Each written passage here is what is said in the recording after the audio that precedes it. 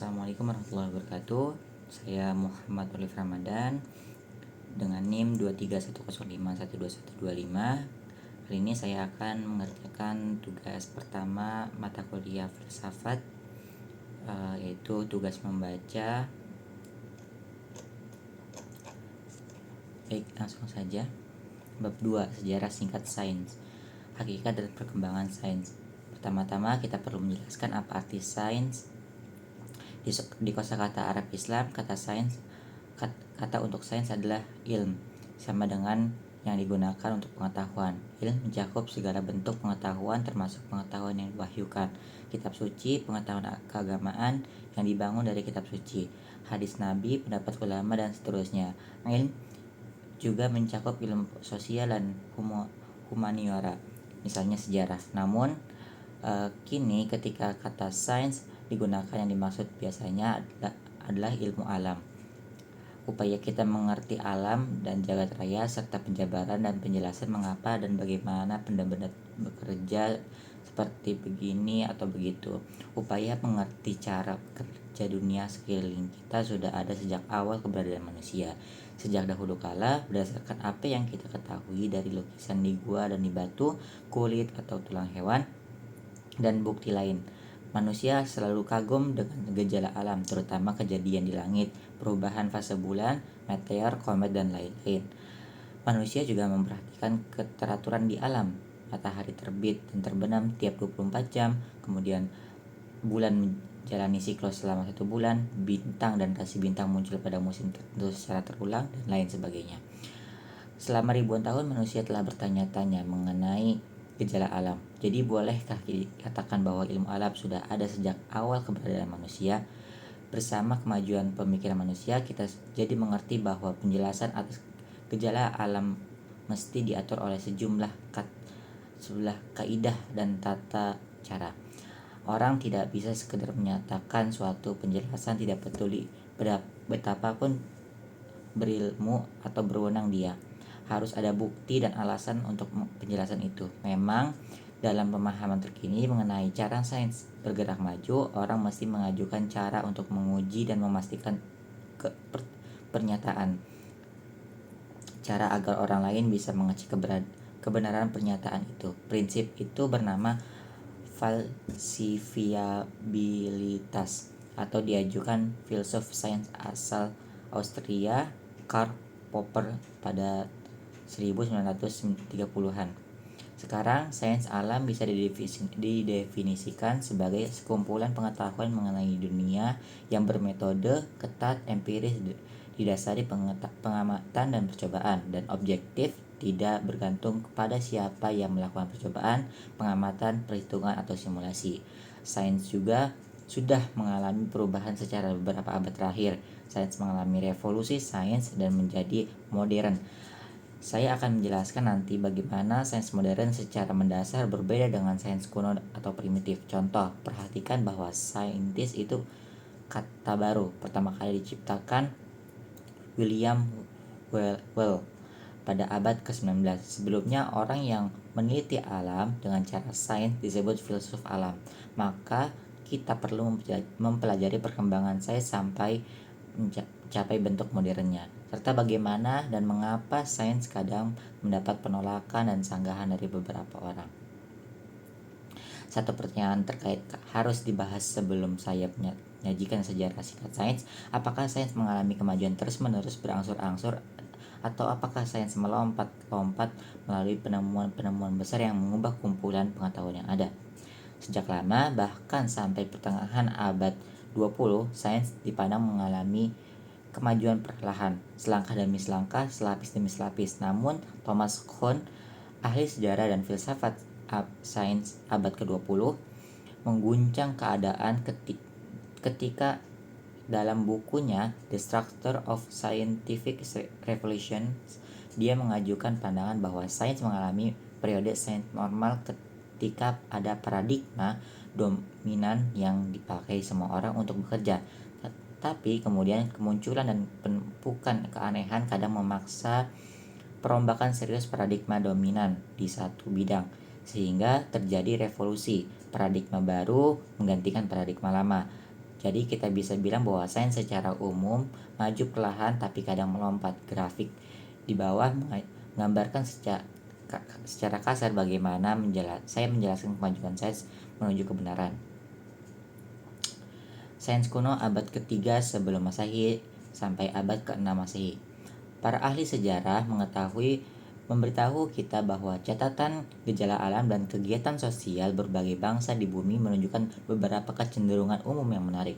Pertama, pengetahuan geometri mendasar dan canggih tampak cepat muncul. Teori Pitagoras, kuadrat panjang sisi miring segitiga siku-siku sama dengan hasil penjumlahan kuadrat panjang dua sisi lainnya, diketahui dan digunakan sejumlah budaya dan peradaban dari Asia dan Timur Tengah sampai Eropa. Kedua, astronomi karena alasan jelas adalah sains betulan pertama yang muncul di semua tempat dari Tiongkok sampai Amerika. Langit memang menampilkan keteraturan, ketatanan, keindahan dan kemegahan setiap siang dan malam, mengundang suatu bentuk pemahaman, penjelasan atau penafsiran. Ketiga, sains secara umum dan astronomi secara khusus hampir selalu berkaitan dengan agama. Manusia selalu percaya bahwa gejala alam dan jagat adalah tanda-tanda bagi kita dari atas dan bahwa kita mesti menghubungkan penjabaran sains atas gejala apapun yang dengan maknanya. Hubungan akrab antara sains dan agama sebenarnya berguna karena gejala alam atau jagat berkaitan dengan ritual agama yang kemudian perlu diatur dan pada gilirannya mendorong pertumbuhan astronomi atau astrologi yang membutuhkan matematika yang makin lama makin canggih. Peradaban Mesir zaman Firaun membuat kemajuan besar dalam matematika, astronomi, dan kedokteran. Geometri awalnya diperlukan untuk mengukur tanah, terutama karena banjir Sungai Nil sering menghapus batas antara tanah milik orang. Geometri makin penting dalam proyek-proyek pembangunan besar selama berabad-abad, misalnya piramida dan kuil. Mesir juga dikenal menguasai alkimia dan pengobatan. Dengan ramuan dan teknik pembuatan mumi, semuanya mendorong penelitian dan kemajuan beberapa aspek sains alam. Peradaban lain yang banyak menyumbang kemajuan sains adalah peradaban Sumeria atau Babilonia di Mesopotamia, Irak. Sejak sekitar 3500 sebelum Masehi, bangsa Sumeria membuat catatan penting pengamatan astronomi di ribuan lempeng tanah liat. Pengetahuan dan penerapan teorema Pitagoras bisa ditemukan di catatan dari sekitar 1800 sebelum Masehi. Orang Babilonia juga ahli astronomi, membuat kalender Masehi atau Syamsiah dan bulan Komariah, serta tabel daur yang memperkirakan kemunculan bulan, planet, dan gerhana. Di Yunani, sains muncul bercampur filsafat sejak sekitar abad ke-6 atau 7 sebelum Masehi. Thales 640 sampai 546 sebelum Masehi sering disebut sebagai bapak sains. Dia mencoba memberi penjelasan sains yang menyeluruh untuk semua gejala alam yang diamati. Dia percaya segala hal yang dihubungkan ke air dalam 3 wujud, cair, padat, dan gas. Contohnya, gempa yang disebabkan goncangan air tempat daratan mengambang. Thales juga percaya bahwa gejala alam memiliki kehendak ilahi yang mengarahkan segalanya ke tujuan tertentu. Sesudahnya, filsuf atau saintis Yunani mendasarkan pandangan dan teori mereka mengenai alam kepada dua kaidah penting. A. Alam semesta itu teratur. Kata Yunani, kosmos atau alam semesta berarti teratur. B. Dunia bisa dimengerti dengan cara rasional, makanya filsafat berkembang. Gagasan penting lainnya muncul di filsafat Yunani, teologi, bahwa benda-benda bergerak menuju suatu tujuan karena kecenderungan sifat mereka yang ditetapkan ilahi. Kita akan lihat bahwa sains modern menolak teologi serta hanya mempertahankan kaidah keteraturan dan cara penemuan rasional. Satu konsep penting yang muncul di antara para filsuf dan ahli alam Yunani adalah atom. Dari atomos berarti tidak bisa dibagi, mewakili bagian terkecil unsur apapun. Pada abad ke-5 sebelum Masehi, Leucippus memperkenalkan gagasan tersebut. Gagasan atom kemudian diterima dan diperluas muridnya, Demokritos, kira-kira 460 sampai 370 sebelum Masehi. Argumen Yunani untuk menunjukkan bumi itu bulat. 1. Kapal yang bergerak ke arah cakrawala cenderung lenyap dari pandangan secara mendadak, tidak pelan-pelan menyiratkan permukaan bumi melengkung. 2. Para pelancong zaman dulu sudah memperlihatkan bahwa ketika mereka bepergian ke selatan di Mesir, posisi bintang-bintang dan rasi bintang berubah banyak, dan malah bisa terlihat rasi-rasi bintang yang baru dan tidak dapat dilihat di utara. Penjelasannya didukung geometri sederhana adalah bahwa bumi mesti berbentuk bulat. Aristoteles mengamati bahwa bayangan bumi yang terlihat di bulan ketika gerhana bulan jelas menunjukkan bentuknya bulat. 4. Aristoteles berhujah bahwa menurut fisika, karena zat padat berat cenderung bergerak menuju pusat bumi, gravitasi versi dia, maka bumi mesti membentuk dirinya menjadi bola. Bola 5. Bola dianggap bentuk paling sempurna, jadi bumi mesti berbentuk bola. Bangsa Yunani juga mengembangkan geometri dan astronomi dan mengajukan argumen kuat menyatakan bumi itu bulat sejak abad ke-6 sebelum Masehi dan menghasilkan model geosentris yang terkenal dan tetap dominan selama hampir 2000 tahun termasuk di peradaban Islam.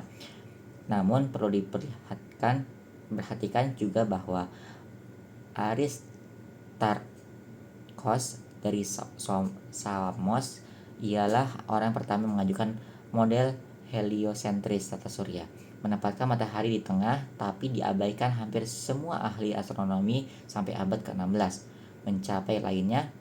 Mencakup perhitungan akurat panjang keliling bumi oleh ahli geografi Aristophanes dan pembuat katalog bintang pertama Hipparchus kira-kira 190-120 sebelum Masehi. Plato dan Aristoteles selain banyak berkontribusi untuk filsafat, juga memajukan metodologi penelitian sains yang membahas keunggulan dan keabsahan penalaran deduktif dan induktif. Penalaran deduktif adalah alur pemikiran logis langkah demi langkah yang berawal dari prinsip umum atau hipotesis sampai kesimpulan yang berasal dari asumsi awal. Itu biasa dilakukan di filsafat dan matematika. Jika titik awalnya benar, maka kesimpulannya akan benar. Jika deduktif dilakukan menurut aturan logika yang benar. Di sisi lain, penalaran induktif berawal dengan pengamatan lalu pembuatan aturan umum atau hukum berdasarkan pola yang diamati. Itu cara sains biasanya bekerja atau setidaknya bermula. Pengamatan dan pola mengarah ke pengajuan hipotesis atau hukum yang menjadi sumber kesimpulan yang lalu diuji untuk memeriksa apakah usus hipotesis atau hukumnya tepat.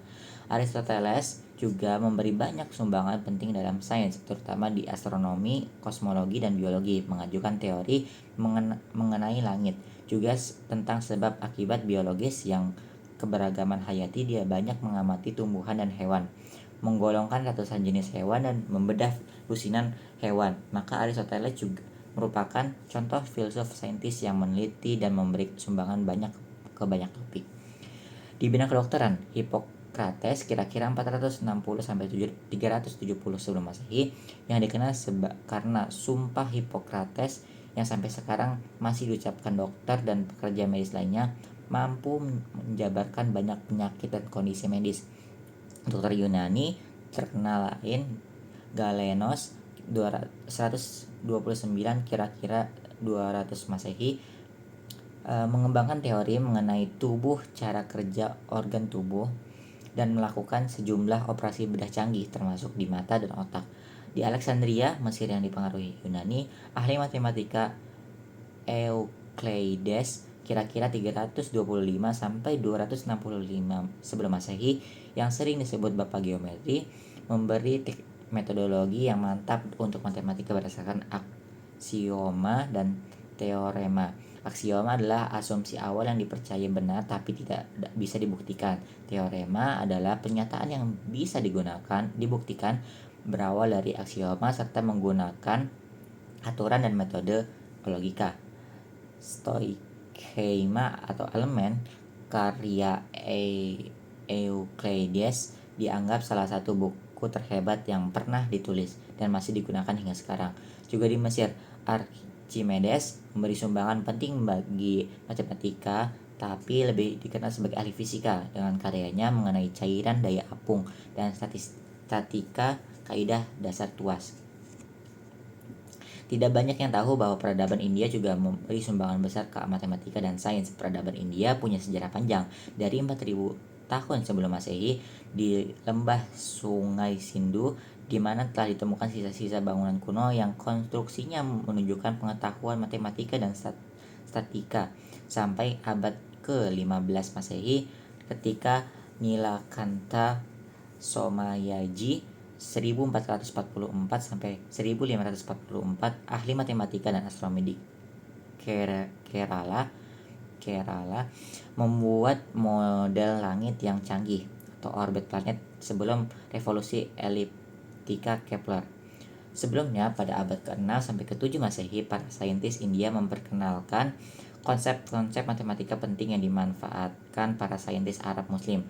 Aryabhata 476 sampai 550. Di Aryabhatia memperkenalkan beberapa fungsi trigonometri dasar termasuk sinus, kosinus, dan kosaken, tabel trigonometri, serta teknik dan prosedur matematika. Pada abad ke-7, Brahmagupta menjelaskan bagaimana 0 digunakan sebagai angka desimal dan pengisi tempat. Sistem angka 0 sampai 9 digunakan para saintis Arab Muslim dimulai oleh Al-Khwarizmi kira-kira 780 sampai 850 sebagai angka Arab, dan sesudahnya digunakan hampir universal dikenal sebagai sistem angka Hindu-Arab. Sains zaman pertengahan, abad ke-6 sampai pertengahan abad ke-16 Masehi. Peradaban Tiongkok juga membentang selama berapa ribu tahun, mencapai zaman pertengahan ketika mulai berhubungan dengan peradaban lain, pertama-tama dengan peradaban Arab Muslim, lalu dengan peradaban Arab Barat. Para saintis Tiongkok mendapat banyak penemuan luar biasa dan memberi kontribusi untuk sains dan teknologi, termasuk kompas, kertas, roket, dan lain-lain. Sementara 0 tak digunakan sebagai angka dan jumlah sendiri. 10 dianggap suatu jumlah. Dan pada abad ke-1 Masehi, angka negatif dan pecahan mulai dipakai. Belakangan, para ahli matematika Tiongkok mengembangkan teknik untuk menghitung pangkat 2, pangkat 3, dan pangkat lebih besar lagi untuk menjawab soal linear, kuadrat, dan kubik. Di aljabar dan geometri juga menjadi perkembangan. Di astronomi, pengamatan di Tiongkok adalah rangkaian sinambung terpanjang pengamatan berbagai fenomena, termasuk gerhana, bintik matahari, komet, dan supernova. Yang paling dikenal pada tahun 1054 menghasilkan apa yang kini tampak sebagai nebula kepiting. Ahli astronomi Tiongkok juga piawai dalam menghitung posisi planet dan tanggal gerhana. Tak lama sudah muncul di panggung dunia, Islam menghasilkan zaman keemasan pengetahuan dan sains yang berlangsung selama ribuan tahun. Para ahli sejarah dan komentator menunjukkan bahwa berbagai faktor menjelaskan ledakan kegiatan itu. Al-Quran yang mendorong muslim memikirkan ayat-ayat Allah di langit dan menyelidiki bumi yang mencapai pengetahuan. Hadis yang meninggikan posisi orang berilmu sampai ibadah, sholat, puasa, atau aturan transaksi keuangan dan lain-lain yang diwajibkan kepada umat Islam. Waktu sholat, arah kiblat, pembuatan kalender Islam untuk acara-acara keagamaan, Ramadan, Id, dan Haji, dan keperluan sipil, pembayaran gaji, hutang, dan lain-lain. Hitungan zakat, pembagian tanah, dan harta waris semuanya memerlukan astronomi, trigonometri, dan aljabar. Ketika Al-Khwarizmi menulis buku aljabarnya yang bersejarah kitab Aljabar wal Munaqabah lah, sekitar 830 Masehi, dia membukanya menggunakan kata-kata yang berhubungan erat dengan kebutuhan keagamaan umat. Kecintaan kepada ilmu Allah yang Allah anugerahkan kepada Imam Al-Ma'mum telah mendorong saya menulis karya singkat, membatasinya kepada apa yang paling mudah dan berguna dalam menghitung, seperti yang selalu dibutuhkan orang dalam perkara waris, pembagian, gugatan, hukum, dan perdagangan, serta urusan mereka satu sama lain. Salah satu contoh yang dia berikan adalah perempuan yang meninggal dan mewariskan hartanya ke suami, 1 anak laki-laki dan 3 anak perempuan. Menurut aturan waris Islam, awal Al-Khwarizmi kemudian menunjukkan bahwa masalah itu bisa diubah menjadi persamaan aljabar. dan perhitungan sederhana memungkinkan kita mengetahui bagian tiap orang. Dia lalu menunjukkan bahwa soal-soal yang lebih rumit termasuk penentuan zakat bisa dijawab dengan cara yang sama. Para ahli sejarah dan komentator juga menunjukkan budaya sains yang ditemukan kaum muslim ketika memasuki tempat seperti Mesopotamia dan lembah Sungai Nil dan menemukan sistem irigasi canggih, pengetahuan kompleks mengenai kehidupan dan keahlian teknik canggih yang kriya tekstil, kulit, kaca dan logam. Sesudah berinteraksi dengan para sarjana India, Bizantium dan negara-negara lain, umat Islam belajar cara penelitian dan pembelajaran sistematis yang kemudian menjadi sains. Saintis Muslim menganggap percobaan sebagai dasar sains, bahkan lebih mementingkan percobaan daripada orang Yunani yang lebih unggul dalam hal teori dan pengembangan sains. Maka Ibnul Haitham kira-kira 965 sampai 1040 Masehi, orang yang terhebat di antara ribuan saintis pada zaman keemasan peradaban Islam, diakui sebagai orang yang salah satu seseorang membangun pertama metode sains yang sering dianggap ciptaan Francis Bacon yang hidup sekitar 500 tahun sesudahnya, yang mengutamakan pemeriksaan kebenaran hasil atau anggapan apapun lewat percobaan. Ibnul Haitham juga dianggap sebagai bapak optika karena karyanya Kitab Al-Manazir, kitab optika kira-kira 1000 tahun Masehi, yang bukan hanya menunjukkan dengan tegas bahwa penglihatan adalah hasil cahaya memasuki mata bukan karena cahayanya keluar dari mata, memberikan penjelasan fisik dan fisiologis proses penglihatan, melainkan juga menyajikan banyak alat optik, cermin berbagai bentuk, dan gejala optik termasuk pemantulan dan pembiasan.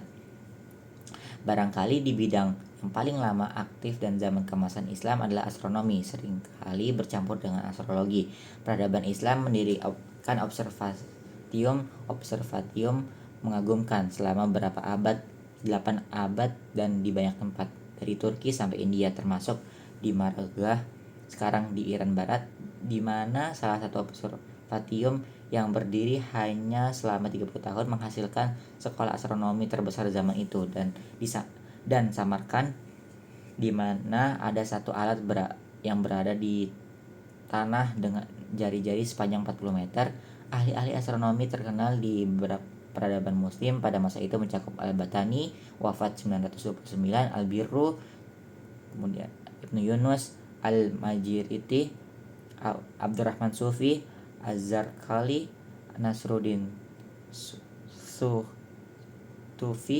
Ibnu Syatir, Ali Khosir, Syamsuddin Khafri, dan Taqiyuddin bin Ma'ruf.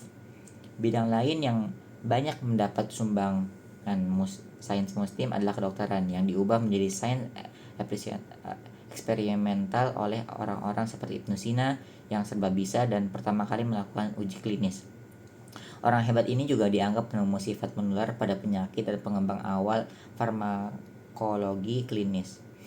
Qanun fil Tabib, Qanun Kedokteran, karya Ibnu Sina menjadi buku pelajaran kedokteran standar di Eropa sampai abad ke-18. Kontributor penting lain dalam bidang kedokteran selama zaman keemasan Islam mencakup Ar-Razi, yang menerapkan pengetahuan kimia dalam kedokteran. Abdul Qasim Az-Zahrawi Al-Bukasis terkenal karena alat-alat bedah yang digunakan dan dijabarkan di karyanya Kitab At-Tasrif, ensiklopedia medis dengan 30 bagian yang juga menjabarkan cara-cara membuat obat melalui sublimasi dan penyulingan.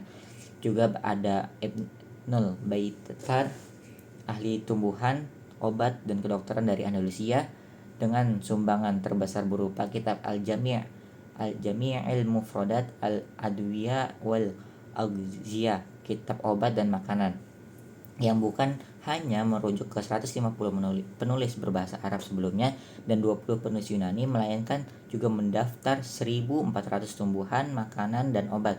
Karya terbesar keduanya berjudul Kitab Al-Mughni fi Al-Adwiya Al-Mufradah, kitab obat sederhana, ensiklopedia obat yang mencakup pengetahuan mengenai khasiat tumbuhan untuk mengobati berbagai penyakit di kepala, telinga, mata, dan lain-lain. Sains di dunia Islam mulai menurun sekitar abad ke-12. Prestasi sains dunia Islam mencapai puncak pada abad ke-10 dan ke-11, lalu menurun menjadi sangat rendah sejak abad ke-16 dan sesudahnya. Toby Huff misalnya menyatakan permulaan penurunannya adalah sekitar akhir abad ke-13 atau awal ke-14. Sementara David Lindbergh menyatakan bahwa pada abad ke-15 tinggal sedikit yang tersisa. Beberapa faktor menyebabkan penurunan itu sebagian dari luar, perang salib dan Reconquista dan serbuan Mongol yang menghancurkan perpustakaan, observatorium, rumah sakit, dan sekolah. Kebangkitan Eropa pada abad ke-15 dan penurunan ekonomi negara-negara Islam, dan beberapa dari dalam seperti kebangkitan teologi ortodoks yang sesudah Al-Ghazali, ketiadaan pelembagaan budaya sains, dan tidak ada universitas atau lembaga pendidikan tinggi berstatus otonom, kesenjangan antara budaya elit dan awam, dan lain-lain. Menginjak abad ke-12, Eropa sudah mulai merevitalisasi budayanya dengan membentuk universitas-universitas Bologna, Paris, Oxford, dan lain-lain yang sangat berdampak dengan kurikulum liberal yang pelan-pelan dibangun, serta semangat meneliti dan mempertanyakan yang dibina untuk melengkapi pengetahuan manusia. Tak diragukan bahwa itu dibantu khazanah ilmu yang didapat melalui kontak dengan peradaban Islam, terutama Spanyol dan Sisilia, dan gerakan penerjemah teks filsafat dan sains Yunani dan Islam dari bahasa Arab ke Latin. Perjalanan ke negeri-negeri jauh terutama India dan Tiongkok juga membawakan pengetahuan tambahan yang digunakan sebagai dasar perkembangan lebih lanjut. Pada abad ke-13, bentuk-bentuk awal metode sains dan pemahaman akan kebutuhan menjabarkan fenomena dan hasil secara sistematis mulai berakar di Eropa bersama karya para sarjana seperti Robert Rigosettet dan Roger Bacon, dan membuka jalan untuk Copernicus dan Galileo. Sains modern pertengahan abad ke-16 sampai sekarang. Universitas-universitas Eropa yang baru didirikan dengan kurikulum terbuka dan peninjauan atas filsafat dan sains bersama dengan teologi dan seni memberi hasil yang mengubah sejarah dunia. Renaissance, revolusi sains, pencerahan, dan belakangan revolusi industri semua bisa ditelusuri balik ke perubahan pendidikan dan intelektual tersebut. Revolusi sains secara umum dianggap bermula pada 1543 ketika Copernicus menerbitkan bukunya yang mengubah paradigma The Revolutionibus, revolusi planet mengelilingi matahari, di mana dia berargumen berdasarkan teori dan pengamatan bahwa matahari mestilah pusat dunia, heliocentrisme, bukan bumi geosentrisme. Dengan demikian dia membuat bumi jadi sekedar planet dan manusia tidak lagi menjadi pusat alam semesta yang disajikan sebagai pergeseran kecil. Posisi bumi sebenarnya gempa besar sains, intelektual, bahkan teologis. Revolusi sains yang menghadirkan era astronomi modern yang kemudian sains modern secara keseluruhan mencakup sumbangan penting lain dari Kepler, Galileo, dan Newton yang dengan prinsipnya membuat fisika menjadi matematis dengan menggunakan kalkulus, penyatuan hukum langit dan hukum fisika bumi yang mengubah hakikat sains dari pendekatan zaman pertengahan ke wawasan baru modern. Kepler antara 1609 dan 1608 menyingkirkan orbit planet berbentuk lingkaran mengganti dengan elips. Galileo mengubah studi gerak kinematika menjadi sains matematis presisi yang lebih penting, memperkenalkan teleskop untuk astronomi sehingga mengubah pandangan kita mengenai langit dan mendapatkan berbagai penemuan, misalnya bulan-bulan Jupiter, dan yang paling cocok adalah fase-fase Venus yang membenarkan gagasan heliocentris Copernicus. Akibatnya Galileo ditekan oleh Vatikan karena alasan agama, filsafat, dan dia akhirnya menjadi tahanan rumah seumur hidup. Walau itu tak menghalangi dia menulis beberapa bukunya yang paling berpengaruh. Hukum gerak bumi Kepler belakangan memungkinkan Newton membangun hukum geraknya dan hukum gravitasi universal.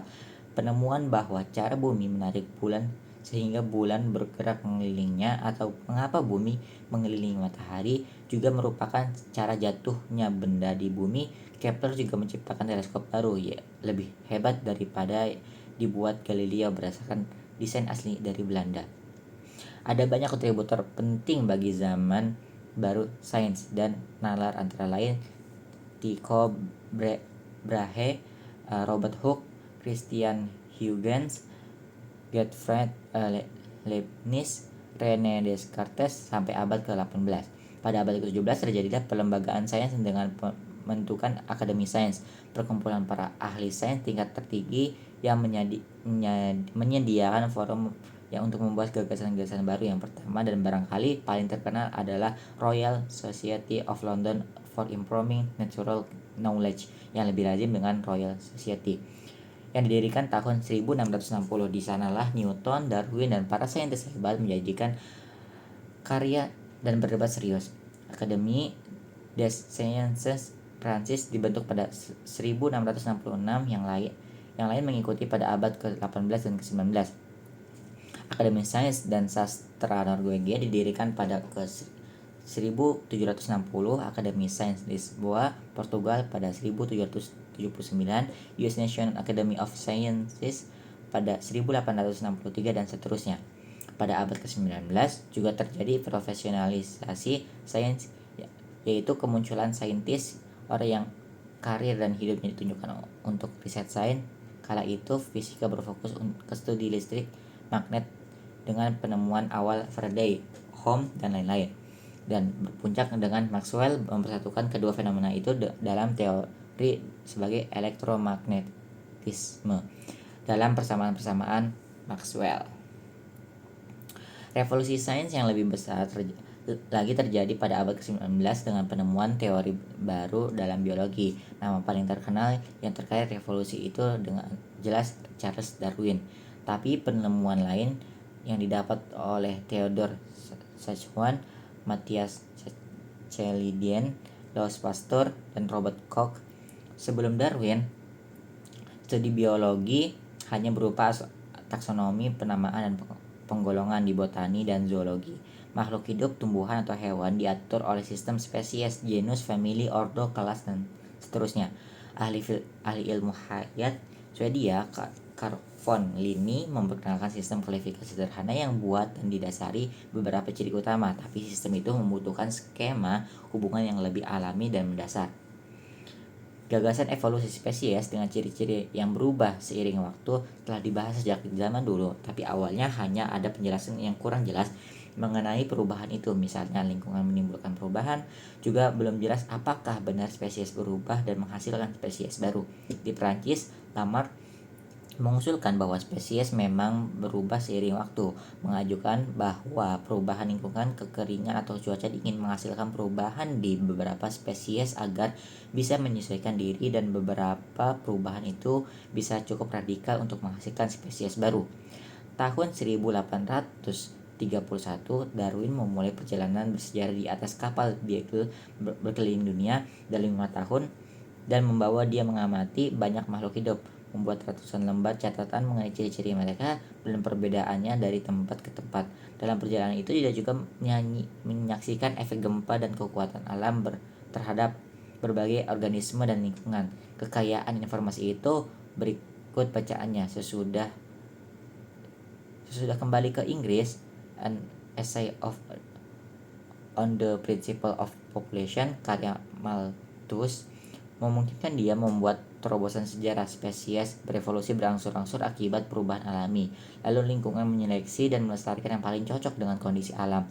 Darwin menyimpan sendiri gagasannya untuk sementara, tapi ketika menerima makalah dari Alfred Russel Wallace yang menunjukkan bahwa Wallace pada dasarnya sampai ke kesimpulan yang sama, Darwin buru-buru menulis buku terkenalnya On the Origin of Species, yang bukan hanya menunjukkan bahwa dia mendapat gagasan lebih dulu daripada Wallace, melainkan juga punya banyak data yang mendukungnya. Dengan murah hati, Darwin menyajikan makalah Wallace berikut rangkuman karyanya bersama-sama di Linnean Society London pada 1 Juli 1860. dia melanjutkan dengan menerbitkan bukunya pada 1859.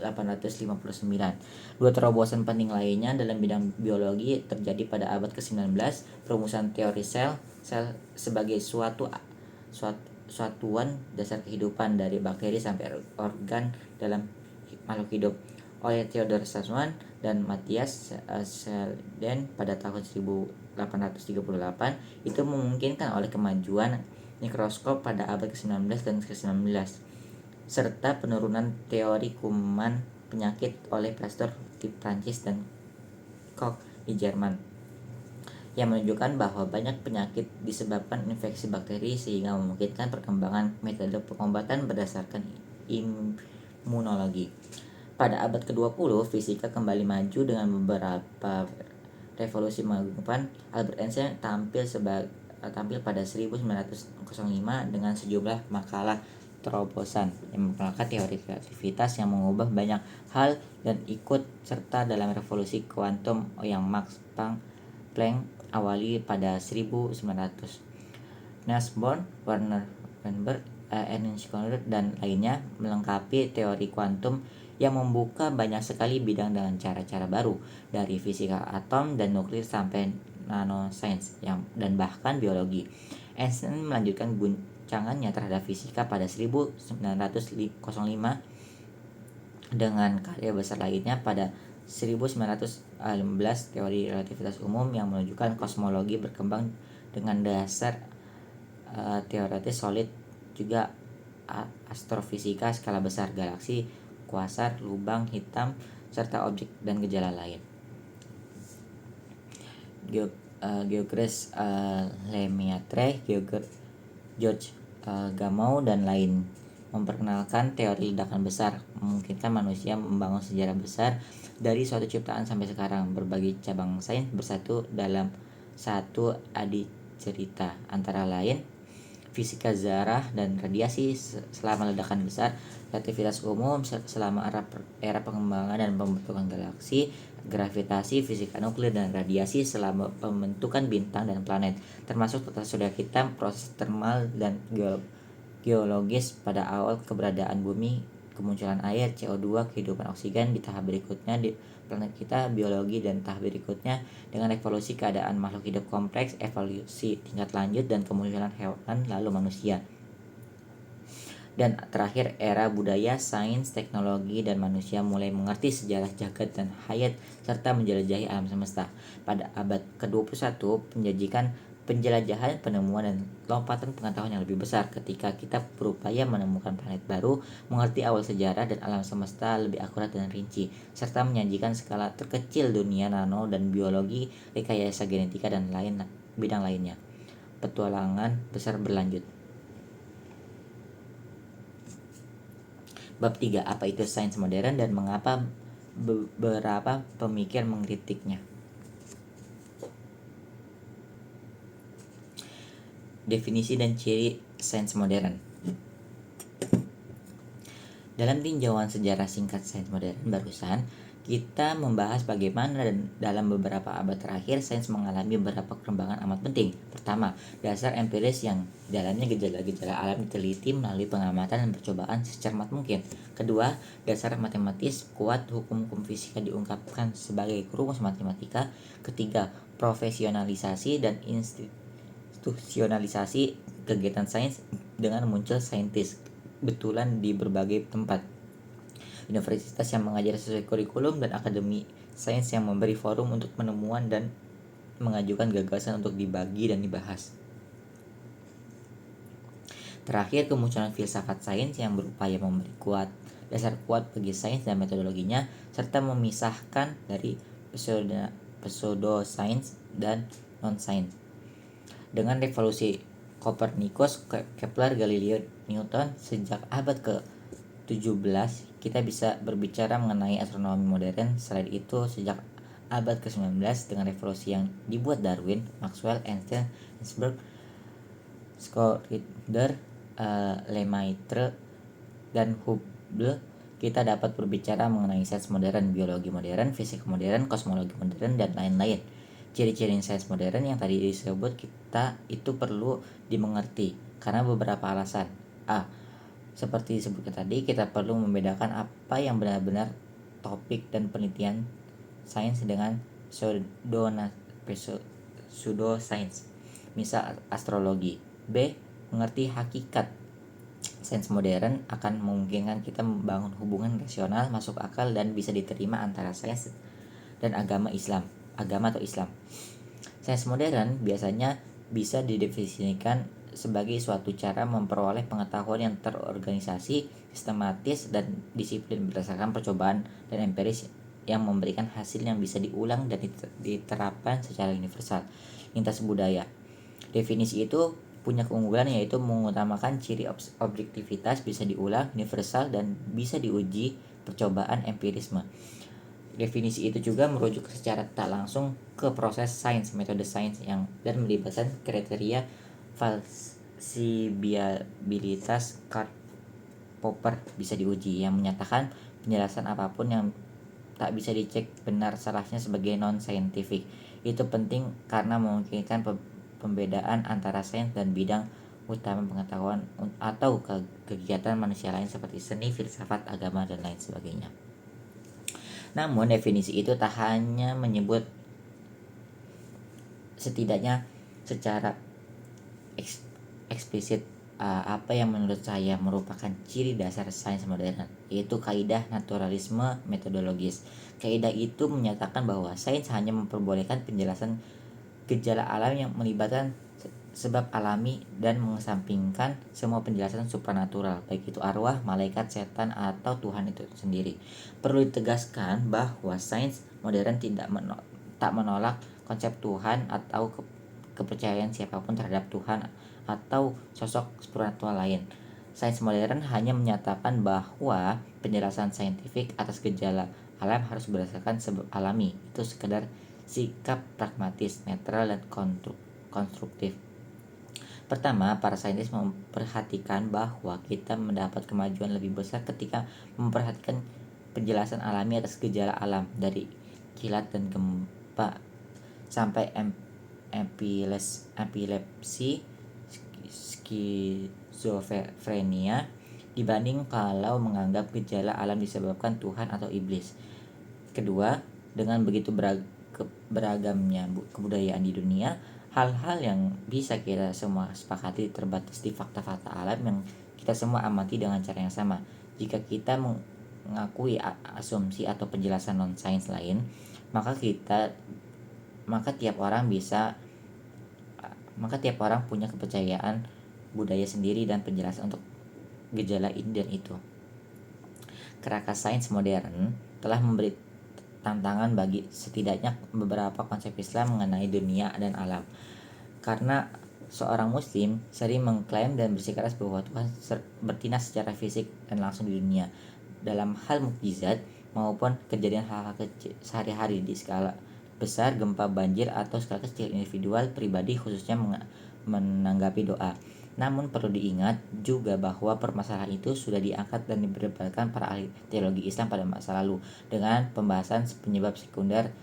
Tuhan dianggap penyebab pertama segala sesuatu, sehingga debat di antara para filsuf dan ulama Mu'tazilah dan Asy'ariyah adalah mengenai apakah gejala Tuhan menuruti hukum dan penyebab sekunder, atau Tuhan harus dilibatkan di tiap atom, sel, dan berkas cahaya. Para ilmuwan muslim terkenal pada zaman keemasan, terutama Ibnu Haysam dan Al-Birru, bersikeras bahwa gejala yang mau mereka jelaskan memiliki penjelasan alami.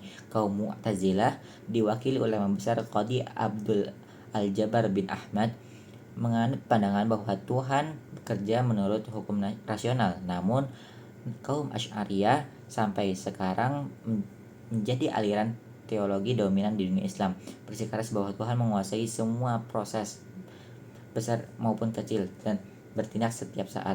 Muslim yang pandangannya lebih sejalan dengan pendekatan sains modern melihat tidak ada pertentangan antara kepercayaan Tuhan memelihara dunia melalui hukum-hukum yang ditetapkan alam, dan bahwa penyebab alami adalah penyebab yang secara tak langsung diizinkan Tuhan.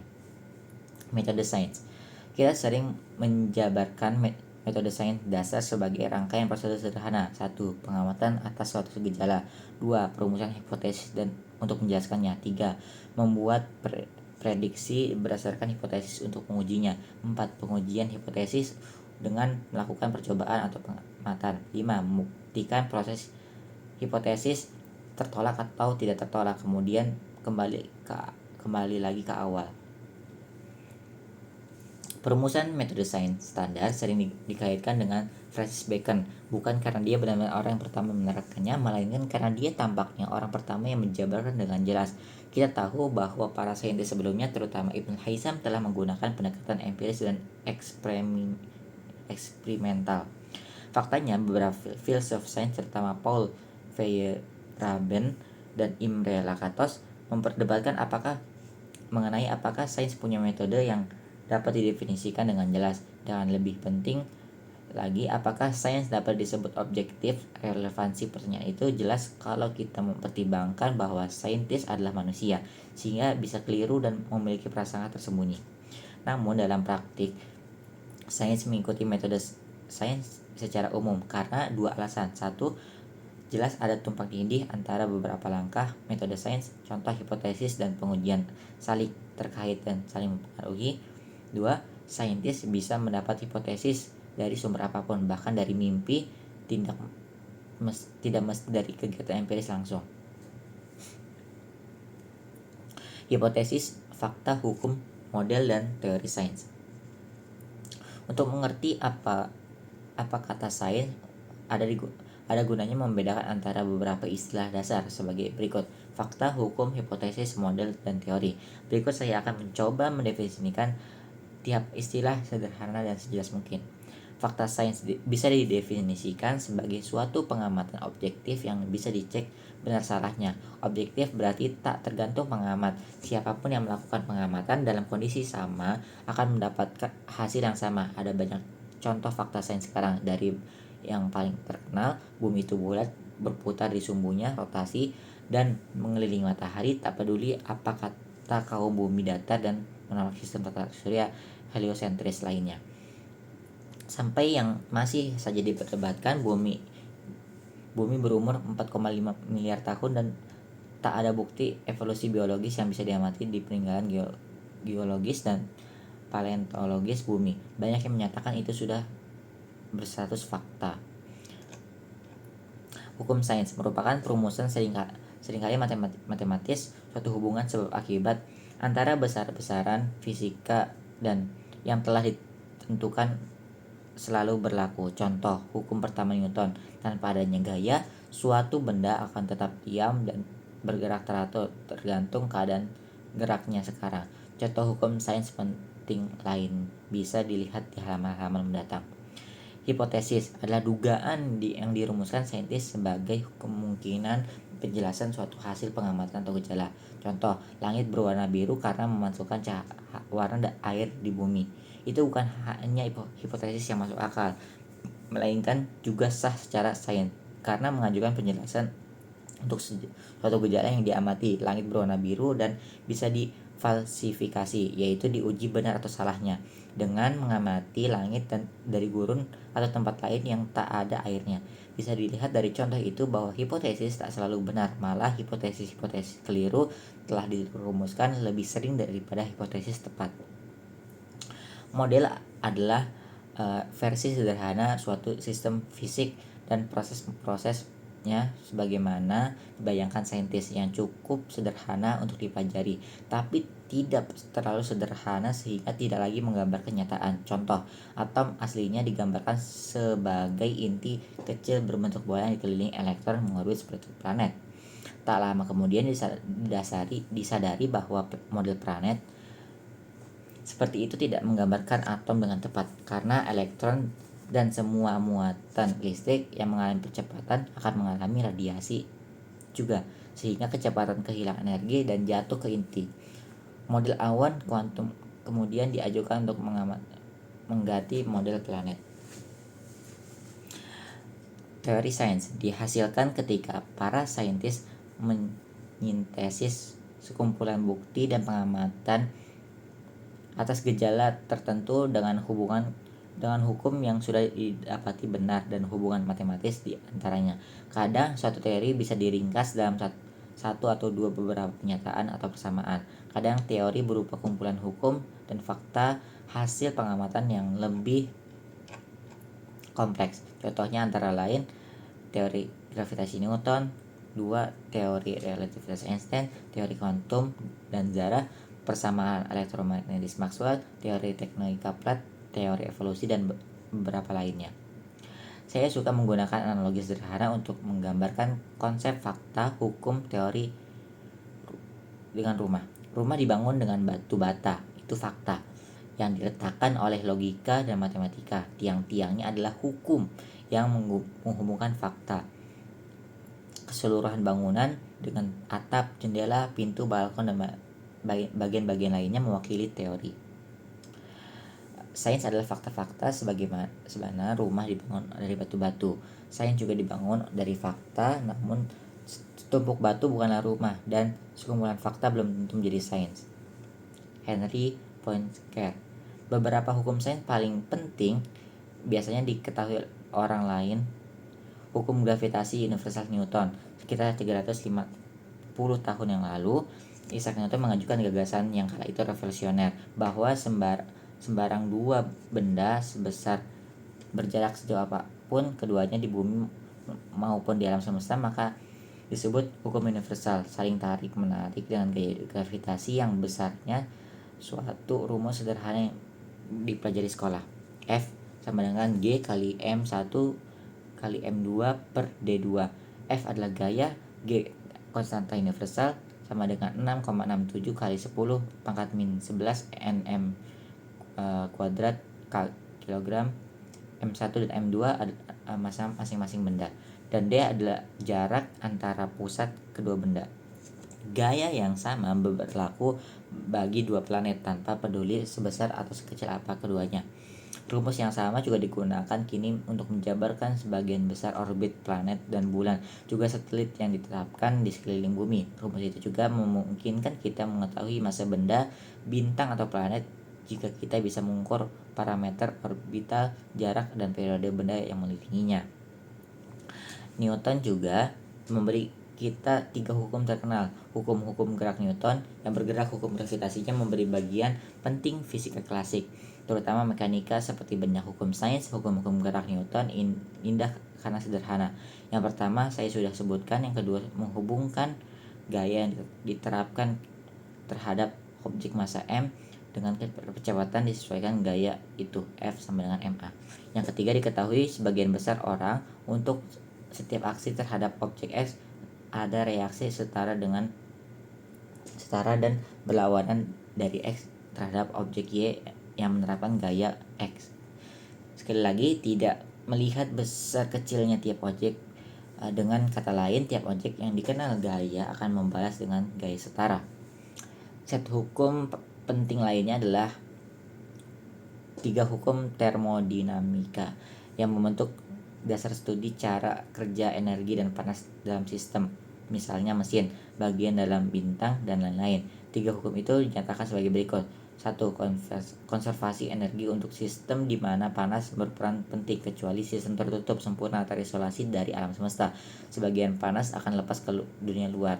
Entropi, yang pada dasarnya ukuran ketidakteraturan suatu sistem, akan selalu naik ke setiap proses termodinamis. Dengan kata lain, suatu sistem tidak akan menghasilkan lebih banyak keteraturan dari ketidakteraturan dengan proses alami apapun. 3. Di suhu 0 mutlak Kelvin 273,15 derajat Celcius, di bawah 0, suhu paling rendah yang dimungkinkan. Entropi mencapai nilai terendah yang mungkin dan semua zara berhenti bergerak. Oleh karena itu mustahil mencapai 0 mutlak, tapi dengan memompa energi keluar dari sistem, saintis pelaku percobaan telah mencapai suhu mendekatinya. Suatu pernyataan penting adalah apakah hukum-hukum yang kita rumuskan itu nyata atau hanya buatan manusia bersifat sementara. Bukankah hukum-hukum sains berubah dari waktu ke waktu? Hukum gravitasi Newton saja didapati tidak cocok untuk Merkurius dan daerah-daerah dengan gravitasi kuat, dan harus diganti dengan persamaan relativitas hukum Einstein. Di sini kita mesti membedakan antara hukum sains, rumusan saintis, dan hukum alam nyata atau hukum Tuhan. Seperti kata orang beriman, sebenarnya ditentukan atau dirumuskan saintis, fakta alam atau hukum sains hanyalah pendekatan terhadap dan progresif ke hukum alam sejati atau hukum Tuhan yang benar-benar mengatur alam. Apakah hukum alam itu tidak berubah pada seluruh waktu dan ruang atau bisa berubah? Muzaffar Iqbal telah menegaskan bahwa cara dan hukum Tuhan tak berubah. Mengutip ayat Quran, sunnah Allah tak berlaku bagi sunnah Allah yang berlaku bagi orang-orang terdahulu, dan engkau tidak akan mendapati sunnah Allah berubah. Lalu menambahkan, dengan demikian seluruh alam bekerja melalui hukum-hukum yang tidak berubah dan bisa ditemukan melalui penelitian atas alam. Beberapa saintis telah mengusulkan bahwa hukum-hukum alam semesta boleh jadi benar-benar pernah berubah. Maka mereka mengajukan cara menguji hipotesis itu, tapi sampai sekarang belum ada pengamatan atau percobaan yang mendukungnya.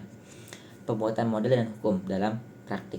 Sains banyak mengandalkan pembuatan model karena seringkali mustahil melakukan percobaan dan menggambarkan seluruh sistem secara matematis. Terlalu banyak atom di sembarang potongan zat, terlalu banyak interaksi antara berbagai bagian sistem, terlalu kompleks, dan lain-lain. Jadi sains menggunakan banyak tipe model yang bisa berupa objek fisik, versi sederhana, model analog, numerik, sistem ideal, dan seterusnya. Beberapa contoh model paling terkenal dalam sains antara lain model atom planet Bohr, model helix ganda molekul DNA, model bola biliar untuk gas, model tetes air, dan model cangkang untuk inti atom, model struktur bumi berlapis-lapis, dan banyak lainnya.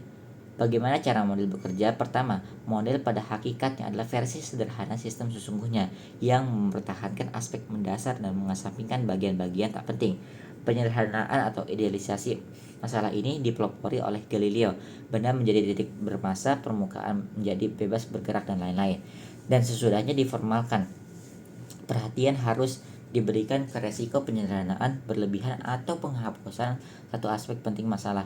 Pemahaman atas batasan akurasi model juga diperlukan, tergantung sifatnya. Contoh, model numerik bisa menjadi lebih atau kurang akurat tergantung seberapa linear dan atau linear katolik sistemnya, dan skala waktu perhitungan. Ini paling baik digambarkan di model perkiraan cuaca dan model perubahan iklim atau pemanasan global. Memang satu bagian penting debat hari ini di antara para saintis mengenai seberapa jauh prediksi pemanasan global bisa dipercaya adalah seputar model yang dipakai, efek apa yang disertakan, dan bagaimana serta ketetapan perhitungan. Konsep-konsep penting dan pengetahuan sains masa kini. Selain gagasan-gagasan dasar yang dijelaskan barusan, fakta, hipotesis, hukum, teori, dan model, ada dua konsep lain yang ingin dijelaskan singkat karena sangat berguna untuk mengerti informasi sains, mencegah kita mendapatkan kesimpulan keliru dari hasil yang ditentukan atau dilaporkan di sana sini. 1. Korelasi.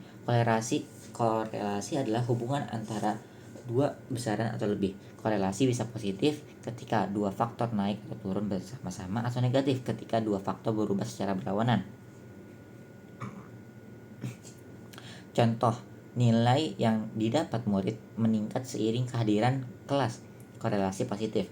Jumlah rambut di kepala seorang menurun ketika semakin tua. Korelatif negatif. Tekanan darah lebih tinggi di antara orang lebih tua. Korelatif positif. Harapan hidup rata-rata menurun dengan banyaknya jumlah perokok di suatu populasi. Korelasi negatif. Satu hal yang penting disebabkan adalah bahwa korelasi tak selalu berarti sebab akibat, dan itu adalah sumber kesimpulan keliru banyak orang. Korelasi antara dua besaran, misalnya A, dapat disebabkan faktor ketiga C yang memengaruhi, dan bisa jadi hubungan sebab akibat antara C dan A, dan antara C dan B, tapi tak ada antara A dan B. Berikut beberapa contoh dunia sekitar kita untuk menggambarkan kaidah penting lainnya. Boleh jadi ditemukan korelasi antara jumlah tunawisma dan angka kejahatan di satu kota. Namun tunawisma belum tentu menyebabkan kenaikan angka kejahatan. Keduanya dapat disebabkan tinggi jumlah pengangguran di kota itu atau barangkali faktor tambahan, misalnya penggunaan obat terlarang. Kadang ada beberapa faktor penyebab korelasi seperti itu. Boleh jadi ada korelasi antara jumlah petugas pemadam kebakaran yang datang menangani suatu masa kebakaran dan besar kerusakan yang terjadi, tapi jelas pertama tidak menyebabkan yang kedua. Begitu juga bisa diperhatikan bahwa anak sekolah yang mendapatkan pelajaran tambahan cenderung mendapat nilai lebih rendah dibanding teman sekelasnya. Tak perlulah dianggap pelajaran tambahan menyebabkan nilai turun. Ada sejumlah contoh korelasi yang terjadi pada musim panas. Contoh, jika kita mengamati jumlah kasus orang tenggelam dan pembelian es krim, kenaikan dan penurunan keduanya bisa terjadi pada waktu yang sama, tapi jelas keduanya disebabkan musim panas, sehingga banyak orang yang berenang dan membeli es krim. Terakhir, ada kartun lucu yang menampilkan anak mengatakan tiap kali kapten menyalakan tanda pakai sabuk pengaman, pesawatnya terguncang-guncang. 2. Signifikansi statistik. Ketika membaca hasil pengukuran, kita mesti berhati-hati dalam memutuskan apakah efek yang dilaporkan itu signifikan atau tidak. Kita harus selalu ingat bahwa pengukuran bisa keliru, kekeliruan alat, kekeliruan manusia, atau naik turun secara normal. Juga disebut ketidakpastian, dan tiap pengukuran harus dibaca berikut kemungkinan menyimpangnya ketika dibandingkan dengan nilai lain.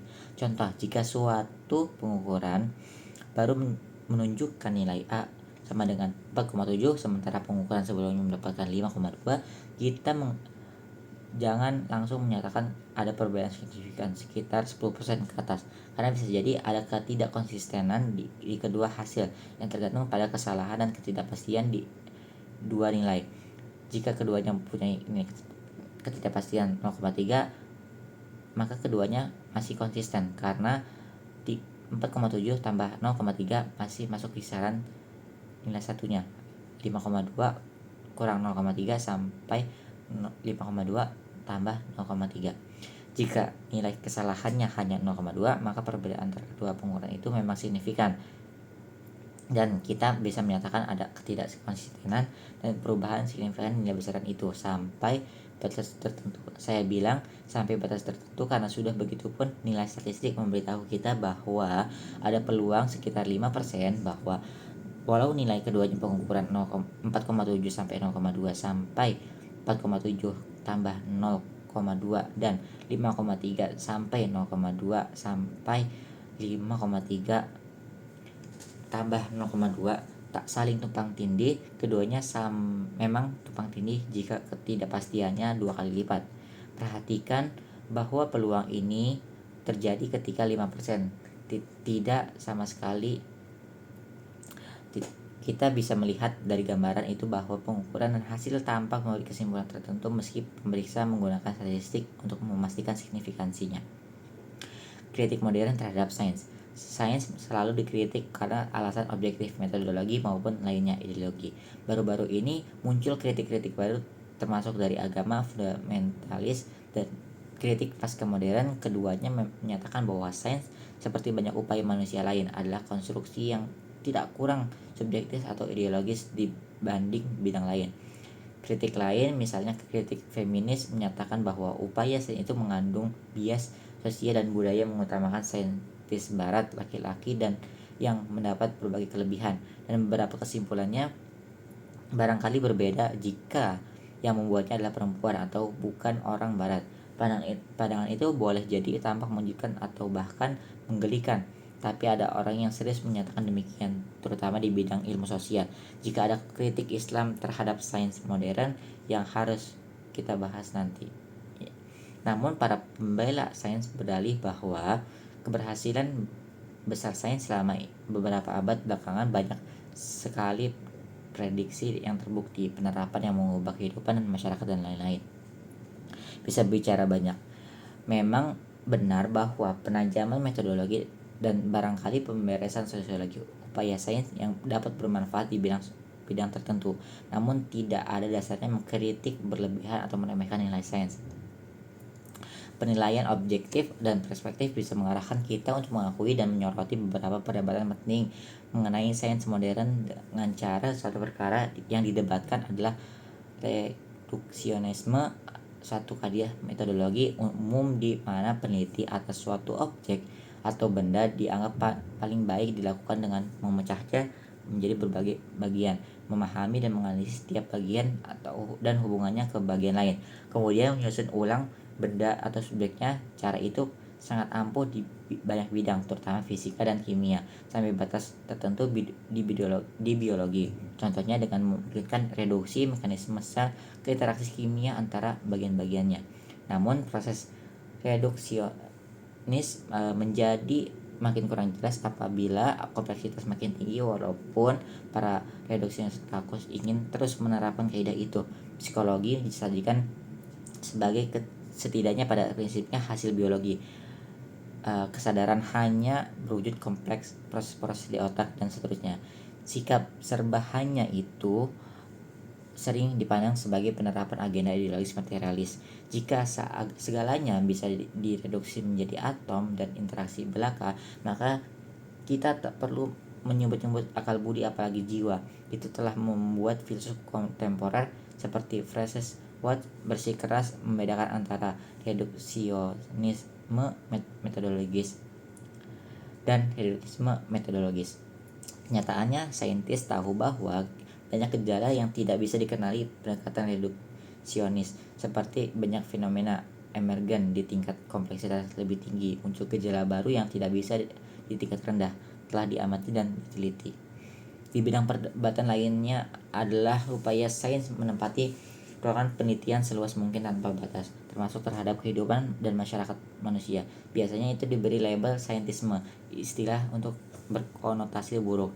Memang sementara reduksionisme boleh jadi tak berlaku bagi banyak bidang dan gejala.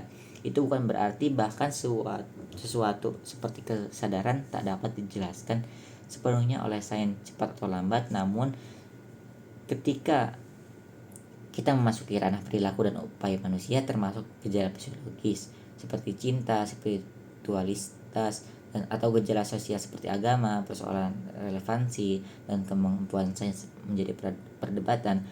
Namun al-Haq